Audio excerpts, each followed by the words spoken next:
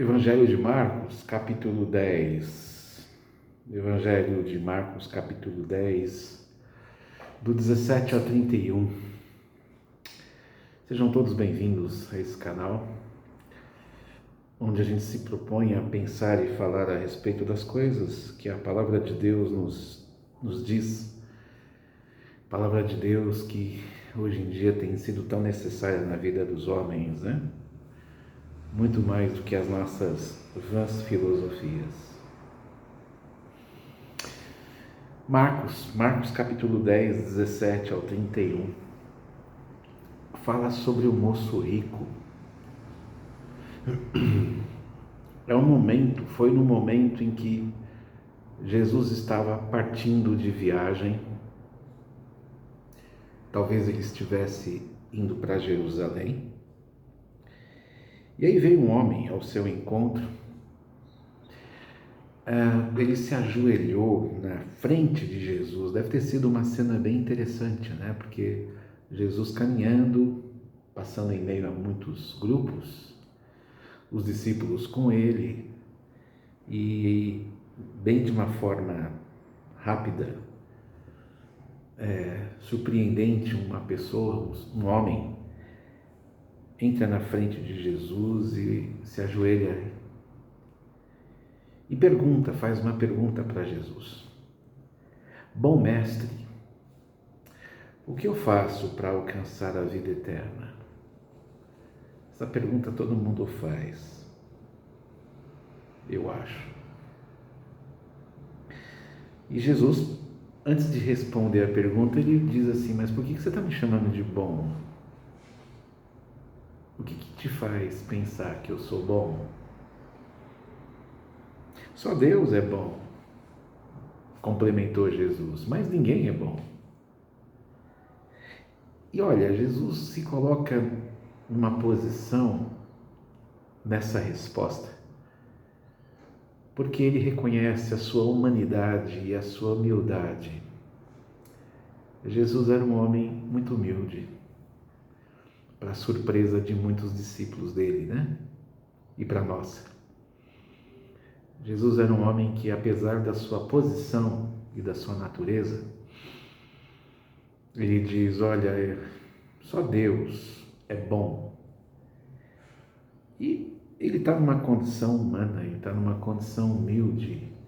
Evidentemente que Jesus se preserva em se colocar completamente diante da sua pessoa, da sua natureza divina.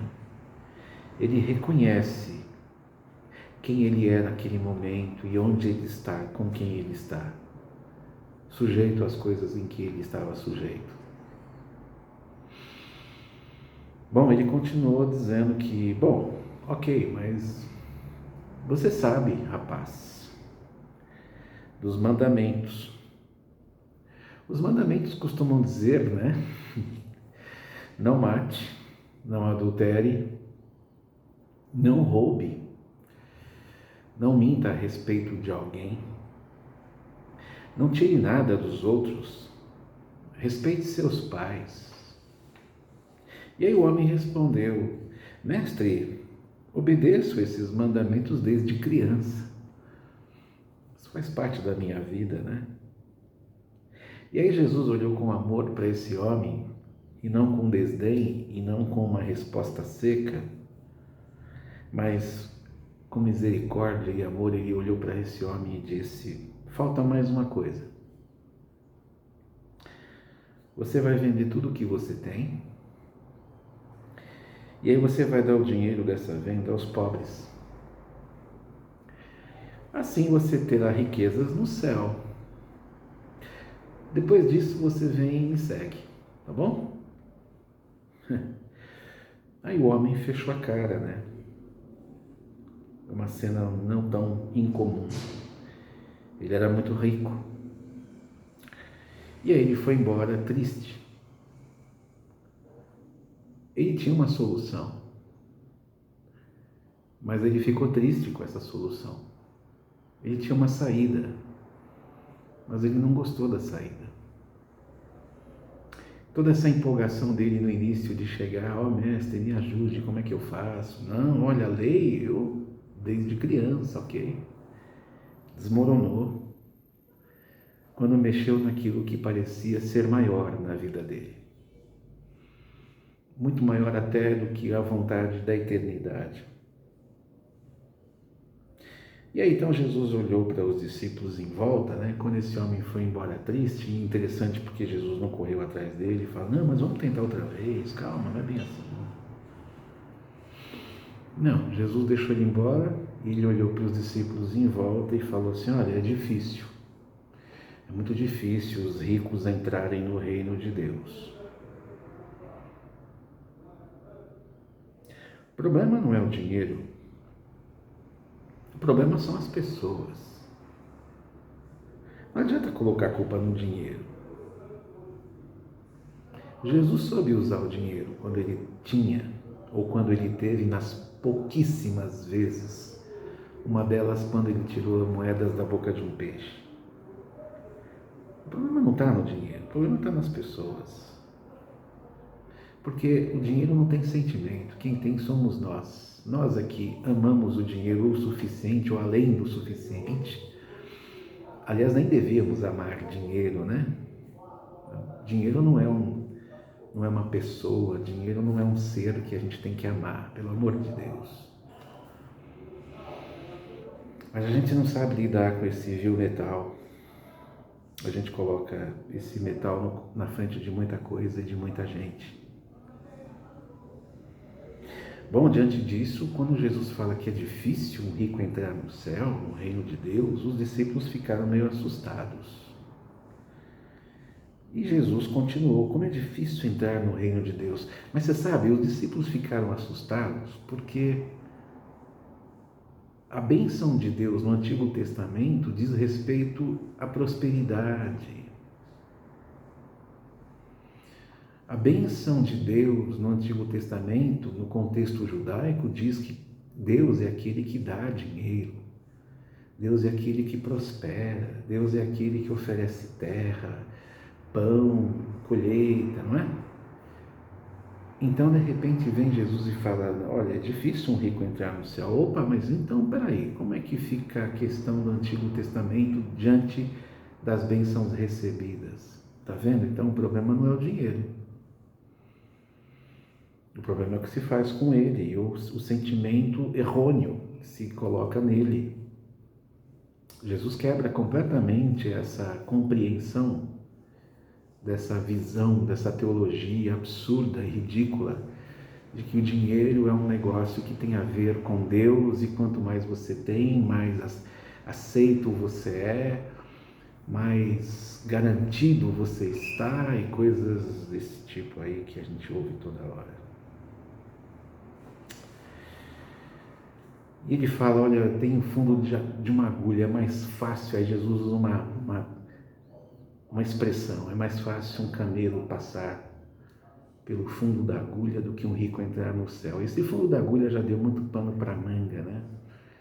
Tem gente que fala que era uma agulha mesmo, que se utilizava uma agulha um pouco mais grossa, que inclusive até o apóstolo Paulo se utilizava para costurar as tendas, né? E ela tinha de fato uma cabeça onde, como as agulhas que conhecemos, onde você jogava a linha, né? A cordinha e tal, e ela pode ser essa agulha.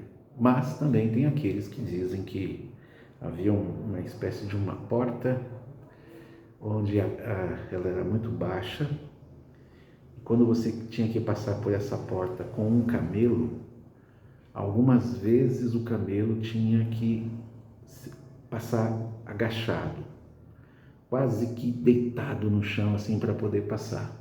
Se o camelo fosse muito grande, ele não passava. Se fosse um camelo médio, ele agachando completamente, ele passava. Há rumores de que isso também fosse verdade. Enfim, de qualquer forma, há aqui uma demonstração de Jesus que é uma tarefa difícil. No fundo, o que ele quer dizer é que é uma tarefa difícil. É uma tarefa bastante complicada. Uma tarefa que dá trabalho, que muitas vezes responde o impossível. Mas aí os discípulos então olharam diante disso tudo, assustados uns para os outros, e perguntaram: então quem é que pode se salvar? Ó mestre, ó Senhor, o rico não pode entrar no céu. É difícil, aliás, ele entrar no céu. E comparando a uma cabeça de uma agulha, comparando-se a esse portão, talvez. Puxa vida, então se o rico abençoado por Deus não consegue, nós também não vamos conseguir, porque afinal de contas nós somos pecadores, pescadores também. E o que a gente faz? E Jesus falou: pois é, os seres humanos não conseguem. Claro que não. Tá vendo? Entrar no reino de Deus não diz respeito a uma questão de capacidade. Entrar no reino de Deus não é por uma questão de esforços. Entrar no reino de Deus não é entregar o que tem para se receber o que não tem. Nenhuma religião tem o direito de fazer essa barganha. Nenhuma. Porque Jesus não ensinou isso e o próprio Deus nunca disse essas coisas. E Jesus deixa claro que, portanto, vocês não conseguem fazer nada, ninguém consegue fazer nada. Somente Deus é quem faz com que alguém entre no reino de Deus e possa se salvar. Não é questão de ser rico, nem é uma questão de ser pobre. Vamos parar com esse negócio de avaliação social. Isso aí não diz nada com nada. Os pobres, eles estão aí, eles sempre estariam entre nós, porque nós provocamos essa condição social diante da ganância humana. Os homens que defendem os pobres são os mais gananciosos. Os homens que querem colocar os pobres num lugar de destaque são os mais ambiciosos. Isso não cola. Os ricos também, não é uma questão de ser rico, também não é uma questão. Existe pobre que não vai entrar no reino de Deus, existe rico que não vai entrar no reino de Deus, existe pobre que vai para o reino de Deus e rico também. Deus toca no rico, Deus toca no pobre, falando, revelando sobre coisas que possuem verdadeiro valor, que não tem nada a ver com dinheiro, não tem nada a ver com aquilo que esse moço tinha, que não precisa vender nada. Aí Pedro logo se manifesta: ó Senhor, nós deixamos tudo para seguirmos o Senhor. Se for depender de nós, olha, estamos bem, porque nós largamos as redes, nós largamos os barcos, largamos a nossa vida comercial, né, para vivermos em comum acordo com o Senhor. E Pedro respondeu bem, porque tanto Pedro quanto os outros não colocaram mais os valores como parte mais importante da vida. Eles entenderam o que é entrar no reino de Deus, porque no reino de Deus os valores são outros. E quem quer entrar no reino de Deus precisa se render. A atitude, portanto, correta é render-se. O jovem não se rendeu. O jovem disse: não, eu sou dono de alguma coisa, eu possuo alguma coisa, eu tenho propriedade, eu não vou me render. Ok. Mas para alcançar a salvação que vem do Senhor, é preciso ter rendição, é preciso ter submissão, é preciso negar. A rendição e a submissão são duas atitudes nossas. E somente se rende, somente se submete quem de fato é alcançado por essa salvação. Bom, Jesus logo responde a eles então, né, nessa dúvida: puxa vida, o que faremos, né? E aí Pedro fala: olha, nós deixamos tudo, então se é essa questão, Senhor, está tudo bem, porque nós deixamos tudo, certo? Pois é. E Jesus fala assim: olha, quem por minha causa e pela minha mensagem deixa casa, deixa família, deixa seus bens, recebe muito mais ainda nessa vida. Opa!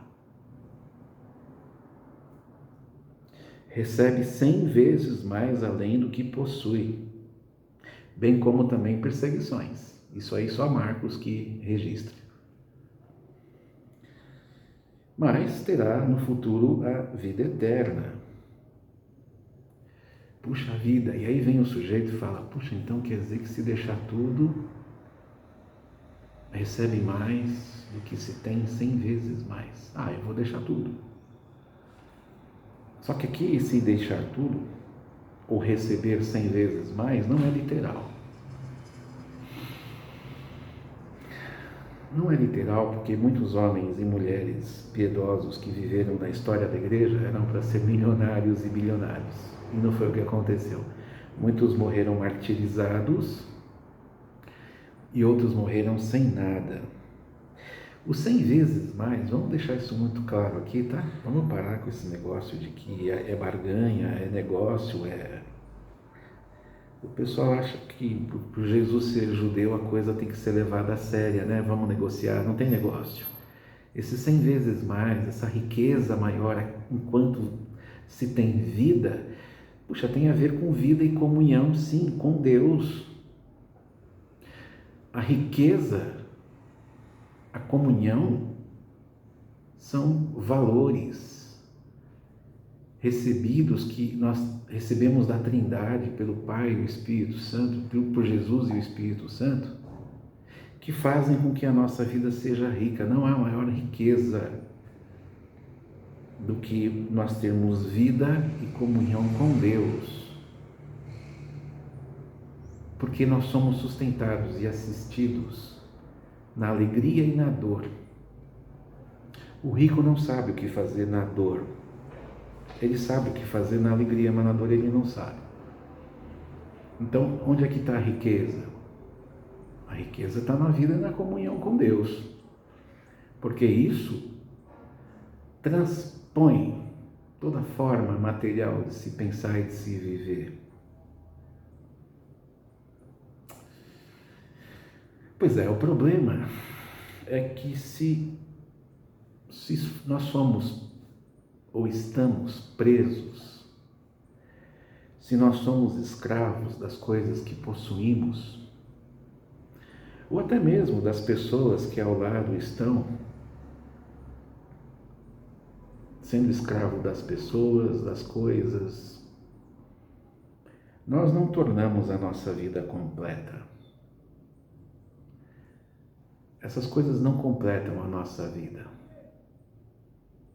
Deus completa a nossa vida. Quando tudo é entregue a Deus, a vida se alarga. Quando a gente entrega a nossa vida por completo a Deus, a nossa vida se alarga, mas as perseguições também, disse Marcos. E só Marcos escreveu esse ponto de que as perseguições viriam juntas. E sabe por quê? Porque a paz com Deus, ela incomoda o inferno. O inferno não consegue te ver em paz com Deus. O inferno não consegue ver você desfrutando dessa riqueza de vida e comunhão com Deus. E aí o inferno faz com que pessoas sejam usadas para fazerem esse trabalho de perseguição, de tirar a paz, de te afastar de Deus. O inferno ele trabalha nesse sentido. A riqueza está no sentido de você ter uma vida e uma vida de comunhão com Deus, de forma que o dinheiro não resolva, ou que pessoas em si, por si, também não possam resolver. A paz de Cristo excede toda forma de compreensão. Sim. Bom, Jesus conclui aqui esse texto de Marcos capítulo 10, a partir do versículo 17, onde ele diz que muitos que agora são considerados os primeiros, os mais poderosos, os que aparentam se dar bem, né? Eles irão para trás da fila. Os que são desprezados, os que são humilhados, os que são perseguidos, porque não aderiram ao sistema dos bens, da vida boa, um bom vivant, acreditando que, e não é nada contra em viver bem, ok? Siga a sua vida, mas olha onde você coloca o teu coração. No entanto, esses que colocam o coração nesse sistema e que acham que isso verdadeiramente é o seu Deus, e que Deus inclusive se dobra a isso tudo, dependendo e precisando dessa pessoa, se ilude com a grandeza e com o poder, esses serão colocados, esses que não se iludem com essas coisas, que não se iludem com o poder, os que são desprezados e humilhados serão colocados na frente. Eles serão colocados na frente porque isso, em termos de juízo, serão abraçados primeiro, serão acolhidos, serão integrados na eternidade.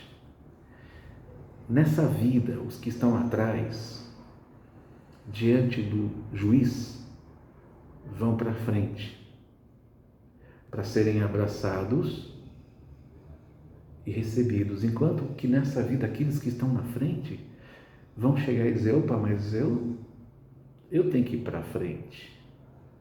Esses vão para trás. E eles vão para trás porque eles serão os últimos. Sendo eles os últimos, eles entenderão a justiça de Deus sem possuir nada. Sem possuir nada daquilo que tinham e que os tornava soberbos. Eles estavam se enganando que eles eram deuses, né? Então, no dia do juízo, eles vão para trás. A conversa é separada. No reino de Deus não há riquezas materiais e nem poder por parte de ninguém que seja o Senhor. Ricos, poderosos, políticos, presidentes, juízes, vão para trás. Quem tem ouvidos, ouça. Que Deus nos abençoe. Um abraço para você.